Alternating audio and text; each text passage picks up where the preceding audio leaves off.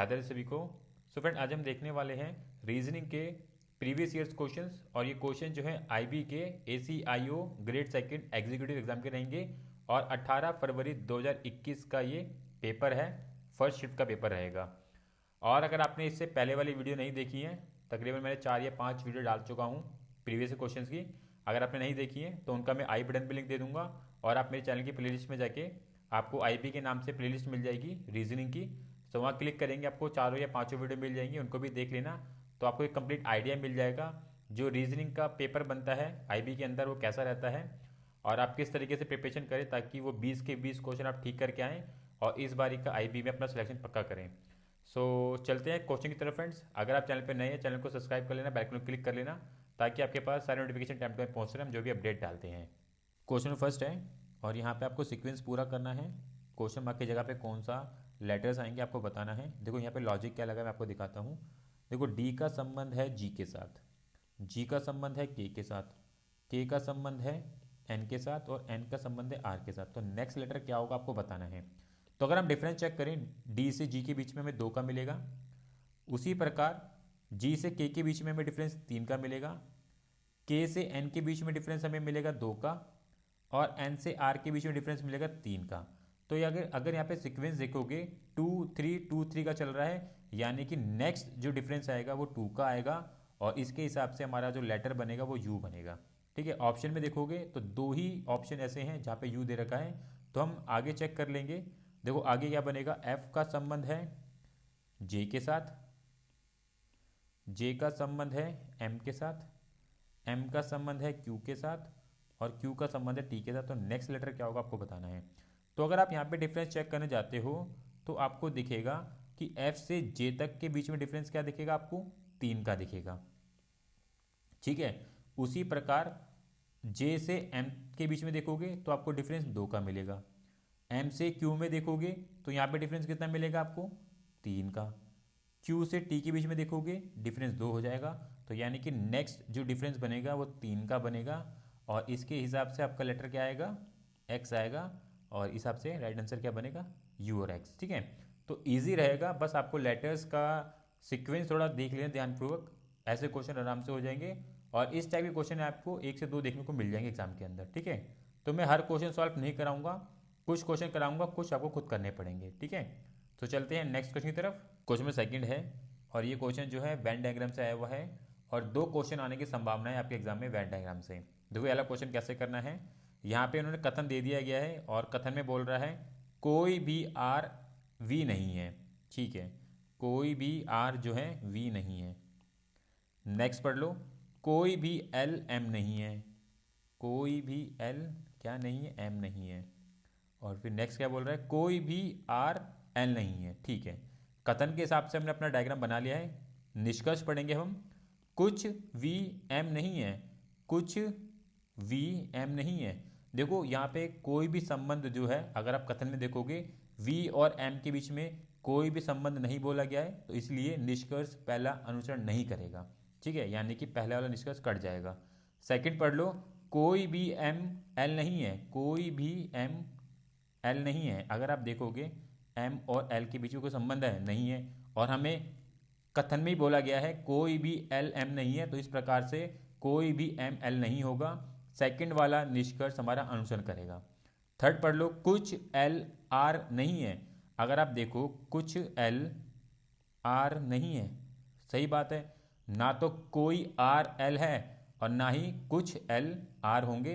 तो इस प्रकार से निष्कर्ष थर्ड वाला भी अनुसरण करेगा, इसलिए इसका राइट आंसर क्या होगा, फर्स्ट होगा। तो कथन निष्कर्ष से आपके 2 क्वेश्चन आने की संभावना है, तो आपको प्रैक्टिस करके रखनी है इसकी। ठीक है, चलते हैं नेक्स्ट क्वेश्चन की तरफ। क्वेश्चन नंबर 3 है और यहाँ पे आपको श्रृंखला पूरी करनी है। कौन सा नंबर आएगा लुप्त पद में आपको बताना है। देखो कैसे करना है वाला क्वेश्चन। अगर आपकी कैलकुलेशन फास्ट है तो आप इजीली कर पाएंगे ऐसे क्वेश्चन को। तो यहाँ पे जो हमें नंबर दे रखे हैं वो हैं 45, 65, 165, 345 और नेक्स्ट नंबर क्या होगा आपको बताना है। तो सबसे पहले हम डिफरेंस चेक करेंगे 45 से 65 के बीच का, तो वो मिलेगा 20।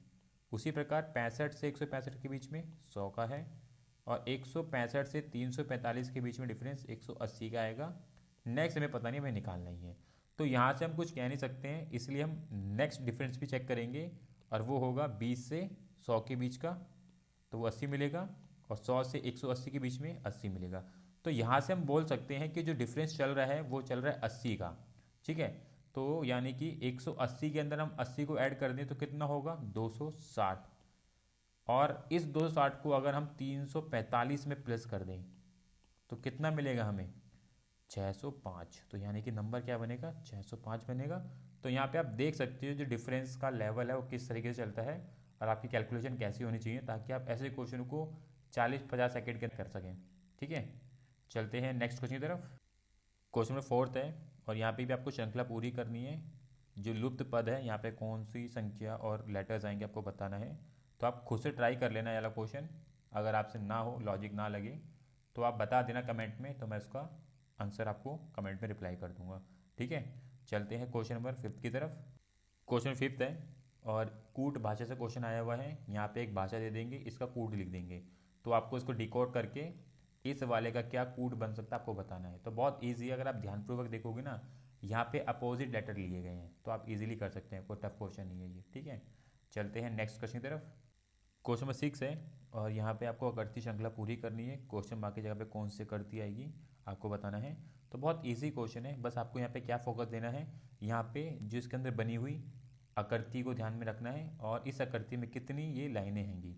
इसके अंदर 6 हैं, इसके अंदर 8 हैं, यहाँ पे 10 हैं। तो उसी प्रकार यहाँ पे दो दो आकृतियाँ आई हुई हैं, पर जो लाइनें हैं ना वो 6 है, 8, 10 आ रही हैं। तो जिसके अंदर भी 10 बनी हुई हैं वो इसका राइट आंसर होगा, तो वो है ऑप्शन फर्स्ट। इसी के अंदर सिर्फ 10 वो लाइनें हैं जो यहाँ पे आएगी। तो बहुत ईजी रहेगा, बस आपको ध्यानपूर्वक देखना है कि कौन सी कंडीशन आपकी फुलफिल कर रही है उस आकृति के लिए। ठीक है, चलते हैं क्वेश्चन नंबर 7 की तरफ। क्वेश्चन नंबर 7 है और ये क्वेश्चन जो है ब्लड रिलेशन से आया हुआ है। एक क्वेश्चन आने की संभावना है, दो भी आ सकते हैं, पर एक तो आएगा ही आएगा और थोड़ा टफ लेवल का हो सकता है ब्लड रिलेशन, तो आपको थोड़ा सा ध्यानपूर्वक ऐसे क्वेश्चन करने हैं। ठीक है, देखो कैसे करने वाला क्वेश्चन। 6 सदस्यों का एक परिवार है, उसमें 2 विवाहित जोड़े हैं। एक्स एफ की बेटी है। एक्स जो है, हम बना लेते हैं डायग्राम।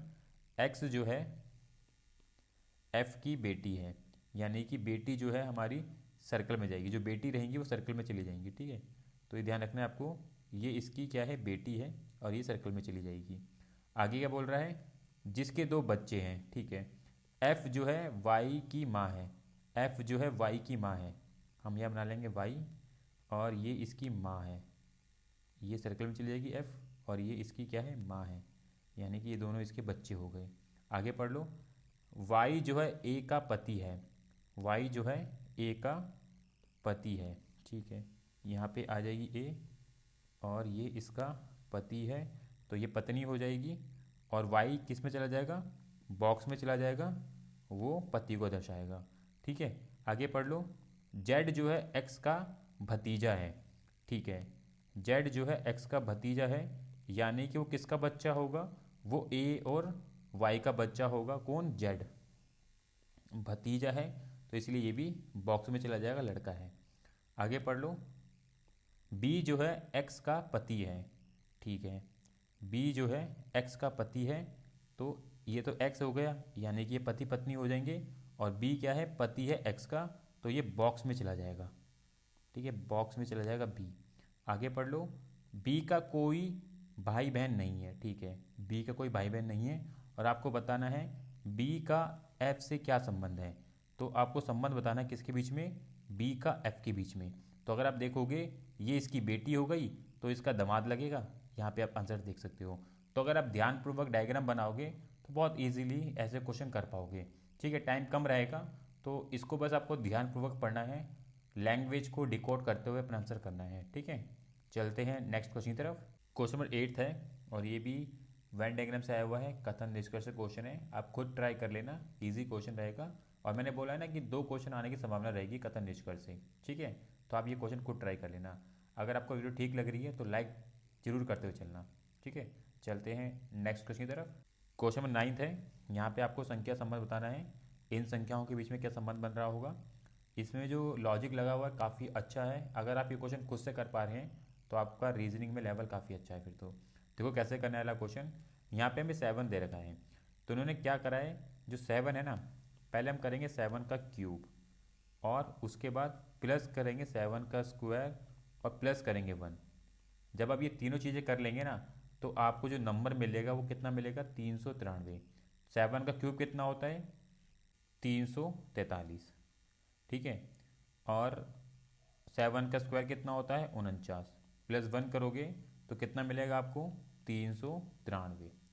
उसी प्रकार 9 का क्यूब करेंगे हम पहले, प्लस 9 का स्क्वायर करेंगे, प्लस 1 करेंगे। 9 का क्यूब कितना होता है, 729, 9 का स्क्वायर 81, प्लस 1।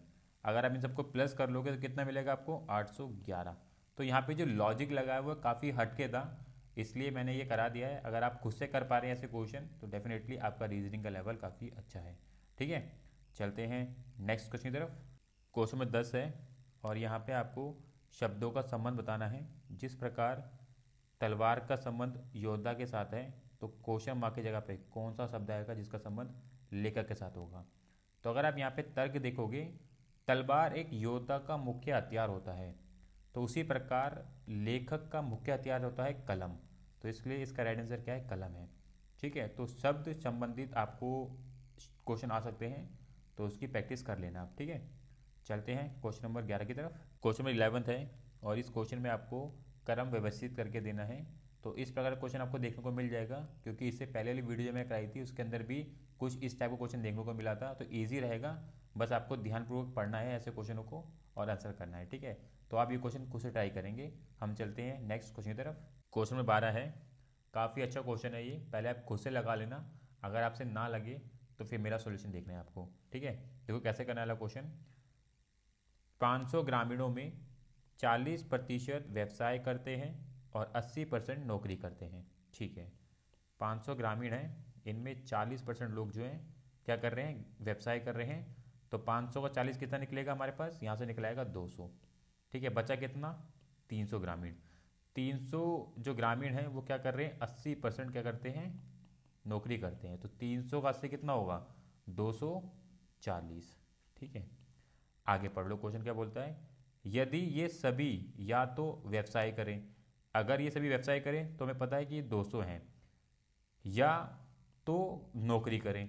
अगर ये सभी नौकरी करें मतलब कि जो ये 500 ग्रामीण हैं ये सभी नौकरी करें तो कितना हो जाएगा, ये 400 हो जाएगा, ठीक है। आगे क्या बोल रहा है क्वेश्चन, तो केवल नौकरी करने वाले ग्रामीणों की संख्या केवल व्यवसाय कर रहे लोगों की संख्या कितनी अधिक है। तो यहाँ पे आप देखोगे कितना डिफरेंस आएगा। अगर सिर्फ और सिर्फ ग्रामीण जो हैं वो सिर्फ नौकरी करें तो कितना निकल के आएगा, 400। और जो व्यवसाय करने वालों के कंपैरिजन में देखें तो कितना डिफरेंस मिलेगा हमें, 200 का, ठीक है। तो इसलिए इसका राइट आंसर क्या है, 200 है। तो ये जो क्वेश्चन है लग थोड़ा मैथमेटिकल टर्म्स में रहा है, पर ये रीजनिंग में दे रखा है, ठीक है। तो आपको इस तरह के क्वेश्चन भी देखने को मिल सकते हैं। तो आप सरप्राइज मत होना कि ऐसा क्वेश्चन आ गया एग्जाम में, इसलिए मैं आपको प्रीवियस ईयर क्वेश्चन करा रहा हूँ ताकि आपको आइडिया मिल सके कि इस टाइप के क्वेश्चन भी आपके एग्जाम में आ जाएंगे, ठीक है। तो तैयारी रखना पूरी, डरना मत कि ये क्वेश्चन देखने को मिल जाएगा फिर आप घबराने लग जाओ, बिल्कुल ऐसा मत सोचना। कुछ भी पूछ सकते हैं आपके एग्जाम के अंदर वो, ठीक है। तो चलते हैं नेक्स्ट क्वेश्चन की तरफ। क्वेश्चन नंबर 13 है और ये क्वेश्चन भी देखो कथन निष्कर्ष से आया हुआ है। यहाँ पे तीसरा क्वेश्चन देखने को मिला है शिफ्ट के अंदर, और इससे पहले जो मैंने वीडियो बनाई थी ना शिफ्ट 3 की, तो वहाँ पे भी 3 क्वेश्चन जो कथन निष्कर्ष से देखने को मिले थे। तो आप डरना मत कि 1 से 2 क्वेश्चन आएंगे, 3 4 भी हो सकते हैं। तो इसलिए प्रैक्टिस करके रखना है कथन निष्कर्ष से। ये फ्री के नंबर होंगे, बस आपको ध्यानपूर्वक अपने डायग्राम को ड्रॉ करते हुए आंसर करना है इसमें, ठीक है। तो आप खुद से लगाने वाला क्वेश्चन। हम चलते हैं नेक्स्ट क्वेश्चन की तरफ। क्वेश्चन नंबर 14 है और ये दर्पण से क्वेश्चन आया हुआ है। इन्होंने बोला है कि कोई दर्पण हम यहाँ पे रख दें इसके दाएं साइड, तो किस प्रकार की आकृतियाँ बनेगी, आपको देख के बताना ऑप्शन में से। तो इसका जो राइट आंसर है वह है ऑप्शन फर्स्ट, कुछ इस प्रकार की आकृति बनेगी। तो दर्पण से भी एक क्वेश्चन देखने को मिल सकता है आपके एग्जाम में, ठीक है। चलते हैं नेक्स्ट क्वेश्चन की तरफ। क्वेश्चन नंबर 15 है और ये क्वेश्चन भी ब्लड रिलेशन से आया हुआ है। तो 2 क्वेश्चन आने की संभावना है, एक तो आएगा ही आएगा, 2 भी आ सकते हैं। तो इसलिए आपको ब्लड रिलेशन की सही से प्रैक्टिस करके रखनी है ताकि आप विद इन अ सेकेंड में क्वेश्चन कर सके, ठीक है। अगर मैं बात करूं आईबी के पेपर की ना, यहाँ पे ये है कि जीएस का पेपर आपका टफ रहेगा, और जो बच्चा सीडीएस की तैयारी कर रहा है ना उसके लिए पेपर बहुत इजी है। मुझे लग नहीं रहा उसके लिए टफ होने वाला है, क्योंकि मैथ वो बच्चा पढ़ता ही है सीडीएस वाला। और इंग्लिश वो पढ़ ही रहा होता है। जीएस वो उसी लेवल की पढ़ता है जो ये मांग रहे हैं, ठीक है। तो जीएस का लेवल यहाँ पे बहुत टफ रहने वाला है। अभी तक का जो भी मेरा एनालिस्ट रहा है जीएस के अंदर ना, तो वो काफ़ी टफ रहने वाला है बच्चों के लिए, क्योंकि मैथ आप कर लोगे, रीजनिंग कर लोगे, इंग्लिश कर लोगे, फिर एंड में जीएस ही आपका स्कोर डिसाइड करेगी कि आपका सिलेक्शन होगा या नहीं होगा। तो जो बच्चा सीडीएस की तैयारी कर रहा है ना, उसके लिए पेपर इजी होने वाला है, उसके लिए टफ नहीं होगा मुझे लग रहा है पेपर, ठीक है। तो जीएस पे फोकस रखना है आपको, क्योंकि जीएस के क्वेश्चन जो है काफ़ी लेंथी रहने वाले हैं, वो आपको इजी नहीं मिलने वाले हैं, ठीक है। तो जीएस पे आपको काफ़ी अच्छा फोकस करना है। चलते हैं नेक्स्ट क्वेश्चन की तरफ। क्वेश्चन में 16 है और ये मैट्रिक्स से क्वेश्चन आया हुआ है। क्वेश्चन मार्क की जगह पे कौन सा नंबर आएगा आपको बताना है। देखो कैसे करना है, ऐसे क्वेश्चनों में आपको बहुत ही फटाफट से लॉजिकली सोचना पड़ेगा। जितनी जल्दी कैलकुलेशन कर लोगे ठीक है। अगर आप इसमें 40-50 सेकंड लग गए हैं तो फिर छोड़ देना, मत ट्राई करना, फिर आपका जल्दी क्रैक नहीं होने वाला, फिर टाइम टेकिंग हो जाएगा ये क्वेश्चन। तो 40-50 सेकंड तक ट्राई करना, नहीं आ रहा है तो छोड़ देना इसको, ठीक है। देखो कैसे करना है क्वेश्चन। यहाँ पे हमें नंबर दे रहेगा 27 और 12। अगर इन दोनों का डिफरेंस चेक करें तो हमें मिलेगा 15, और 15 का अगर हम स्क्वायर कर दें तो वो कितना होता है 225, ठीक है। तो यहाँ पे क्या लॉजिक लगा हुआ है, स्टार्टिंग के दोनों नंबर को डिफरेंस लेना है और जो डिफरेंस आएगा उनका गैप, उनका स्क्वायर कर देना है, तो आपको अपना फाइनल नंबर मिल जाएगा। तो इसी प्रकार से हम यहाँ पे चेक कर लेंगे, 30 माइनस 21 होता है 9, और 9 का स्क्वायर होता है 81, ठीक है। तो ऐसे क्वेश्चनों में अगर आपका लॉजिक 30-40 सेकेंड के अंदर आ जा रहा है ना, तो करना, इससे ऊपर जा रहा है तो छोड़ देना, फिर दूसरे क्वेश्चन ट्राई कर लेना, अगर टाइम बचे फिर आगे से क्वेश्चन को देख लेना आप, ठीक है। चलते हैं नेक्स्ट क्वेश्चन की तरफ। क्वेश्चन में 17 है और यहाँ पे आपको अक्षरों की श्रृंखला पूरी करनी है। कौन से अक्षर आएंगे यहाँ पे आपको बताना है। तो बहुत ईजी, अगर आप ध्यानपूर्वक देखोगे यहाँ पे गैप चल रहा है, आपको सीधा दिख जाएगा कौन सा गैप चल रहा है, तो आप इजीली ऐसे क्वेश्चन कर सकते हो। ये क्वेश्चन ज़्यादा टाइम टेकिंग नहीं होने वाले आपके लिए, ठीक है। सो चलते हैं क्वेश्चन नंबर 18 की तरफ। क्वेश्चन नंबर 18 है और एक और क्वेश्चन जो है आपका ब्लड रिलेशन से आया हुआ है। तो तीसरा क्वेश्चन है इस शिफ्ट के अंदर, कि जहाँ से 3 क्वेश्चन पूछे गए हैं ब्लड रिलेशन के, और तीनों ही अलग अलग तरीके के पूछे गए हैं। तो ब्लड रिलेशन के क्वेश्चन आने की संभावना ज़्यादा रहेगी, तो इसलिए प्रैक्टिस करनी है आपको। कथन निष्कर्ष हो गया, ब्लड रिलेशन हो गए, यहाँ से ज़्यादा क्वेश्चन पूछे जा सकते हैं, तो उनकी प्रैक्टिस कर लेना। और इस टाइप के क्वेश्चन में आपका टाइम टेकिंग ज़्यादा होगा, क्योंकि इन्होंने यहाँ तो बता दिया कि प्लस का मतलब है पुत्र, माइनस का मतलब है पुत्री। तो आपको ऑप्शन को चेक करना पड़ेगा कौन सा ऑप्शन ये बता रहा है कि जी डी का पुत्र है। तो ये क्वेश्चन जो है टाइम टेकिंग होंगे, ठीक है। तो आपको प्रैक्टिस करके रखनी है ताकि ऐसे क्वेश्चनों को आप जल्द से जल्द सॉल्व कर सकें। सो ये क्वेश्चन 18 है और तीसरा क्वेश्चन है इस शिफ्ट के अंदर ब्लड रिलेशन से, ठीक है। चलते हैं नेक्स्ट क्वेश्चन की तरफ। क्वेश्चन में 19 है और काफ़ी अच्छा क्वेश्चन है ये। ऐसे क्वेश्चन जो है आपको आईबी के अंदर देखने को मिलेंगे और कहीं नहीं मिलेंगे, ठीक है। तो क्वेश्चन को देखकर डरना नहीं है, ट्राई जरूर करना है आपको क्वेश्चन। पहले आप खुद से ट्राई करना, अगर आपसे ना हो फिर मेरा सोल्यूशन देखना है। देखो कैसे करना है क्वेश्चन। यहाँ पे आपको बोल दिया गया है एक वेन अरेक है, और बताया जा रहा है जो आर है ये उन लोगों को निरूपित कर रहा है जो रूस का दौरा कर चुके हैं। सी जो है उन लोगों को निरूपित कर रहा है जो चीन का दौरा कर चुके हैं। और जी उन लोगों को निरूपित कर रहा है जो जापान का दौरा कर चुके हैं। तो आपको बताना है, यदि कम से कम 2 देशों का दौरा कर चुके कुल लोगों की कुल संख्या में से 60% महिलाएं हैं, तो उनमें पुरुष कितने हैं, ठीक है। तो ऐसे जो लोग जिन्होंने 2 देशों का दौरा किया है उनकी कुल संख्या में 60% महिलाएं हैं, तो बाकी बच्चे पुरुष कितने हैं। तो बहुत इजी रहेगा। देखो कैसे करना है क्वेश्चन। अगर हम देखें ध्यानपूर्वक, जो 2 देश का दौरा करने वाले संख्या कौन कौन सी हैं, एक तो ये 12 मिलेगी, एक ये 18 मिलेगी, एक ये 16 मिलेगी, और एक ये आपको 24 मिलेगी। यही तो है जो 2 देश का दौरा कर चुके हैं। तो इनका कुल कितना होगा, यानी कि 12 प्लस 18 प्लस 24 प्लस 16, इनका कुल करें तो कितना मिलेगा, हमें मिलेगा 70। 70 मिल गया। इस 70 का 60% कितना होगा, तो अगर आप देखोगे 60% कितना निकल के आएगा यहाँ से 42, ठीक है। और 70 है, 42 निकाल दो, कितना बचेगा 28। तो आपकी कैलकुलेशन बहुत तेज़ होनी चाहिए, उंगली पे होनी चाहिए ऐसे क्वेश्चन करने के लिए, क्योंकि यहाँ पे आप टाइम तो लगाओगे नहीं। तो 30 से 40 सेकंड का क्वेश्चन है, ज़्यादा नहीं है। बस आपको कॉन्फिडेंस रखना है और आपको क्वेश्चन जरूर पढ़ना है, ठीक है। चलते हैं क्वेश्चन नंबर 20 की तरफ। क्वेश्चन नंबर 20 है और ये क्वेश्चन जो है पंक्ति से आया हुआ है, और ये पहला क्वेश्चन देखने को मिला है पंक्ति से। तो आपको क्वेश्चन ट्राई कर लेने पंक्ति से, ताकि कोई भी क्वेश्चन बने आप इजीली कर सकें, और ये क्वेश्चन आप खुद से ट्राई कर सकते हैं, ठीक है। तो हमने टोटल 20 क्वेश्चन देख लिए हैं 18 फरवरी 2021 के शिफ्ट फर्स्ट से। अगर आपने इससे पहले वाली वीडियो नहीं देखी है तो उनका मैं आई बटन में लिंक दे दूंगा, और आप मेरे चैनल के प्लेलिस्ट में जाके इससे पहले वाली वीडियो भी देख लेना, ताकि आपको कंप्लीट ओवरव्यू मिल सके रीजनिंग के क्वेश्चन कैसे रहते हैं आईबी के अंदर, और आप कैसे प्रिपरेशन करें ताकि रीजनिंग के अंदर मैक्सिमम नंबर लेके आ जाएं और इस बारी का आईबी में आप सिलेक्शन करके जाएं पक्का। ठीक है फ्रेंड्स, अगर आपको वीडियो ठीक लग रही है तो लाइक जरूर करना, चैनल को सब्सक्राइब करना, बेल आइकन क्लिक करना, ताकि आपके पास सारे नोटिफिकेशन टाइम टू टाइम पहुँच रहे हैं। तो मिलेंगे नेक्स्ट वीडियो में। राधे राधे।